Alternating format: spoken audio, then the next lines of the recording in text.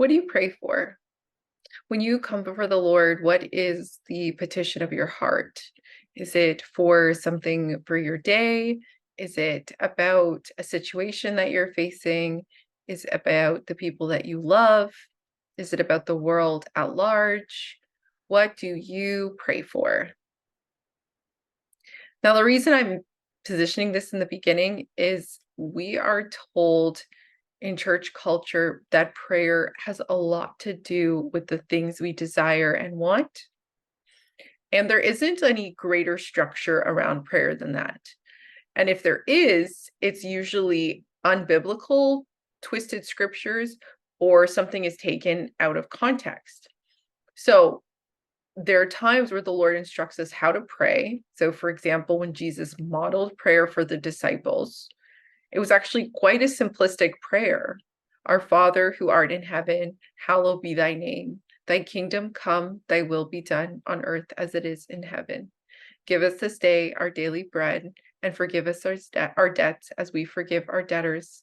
And lead us not into temptation, but deliver us from evil. So there was a petition for self, there was a petition for provision, there was also a petition for the group at large. And I want to kind of use John 17 as a model for prayer, because what I am noticing more and more is that the church is often very selfish in the way they pray. And it's really sad to watch, to be honest, not necessarily because God doesn't care about your personal needs, but also really reflects the way we see the world and the way we see others and the way we see him. So I want to kind of backtrack for a minute and just explain a situation that really shaped my understanding of prayer, and not necessarily in a positive way, but in a way where I realized something was wrong with what was happening. So I attended this church for a couple years, and I would say for the most part, there were a lot of really good experiences that I had with this church. Definitely had some differences around other things, but I knew the Lord had brought me there, so I did my best to steward that time. And there's a particular day that I was at service, and it was actually Easter. And the pastor's wife was the one who would come up and pray, and she stood in front of the congregation. And again, want to say this was Easter. This is the day that we lift up our Lord, the way we exalt the fact that he lives. And she stood in front of the congregation and she started praying for toxic relationships. And I sat there just so bewildered by her words, that she could somehow look at this day as anything but a time and a calling to pray for people beyond such minimalistic and superficial needs.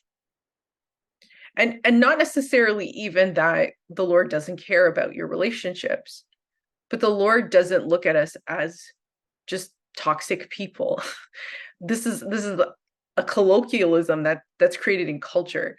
This is not biblical. There's nothing about that even reflects the heart of God. For God so loves the world. Wherever possible, live at peace with all people. Without love, it is nothing. There's so many scriptures where the Lord shows his heart. His heart is that there's unity, that there is love, that people would come together. And just, I remember leaving service. I remember sitting in my car speaking to my friend at the time, and just, I was so disgusted by this pastor's wife. Like, just how dare you stand up in front of a congregation on Easter and pray that? Like, do you even understand God? Do you even understand what he's done? Like, if there's a day that you ought to give credence to people, a day that you ought to particularly show love and mercy, this would be the day that our entire faith, like, came together, that was predicated on. And so it kind of brought me into this position of starting to see that there are ways that we ought not to pray.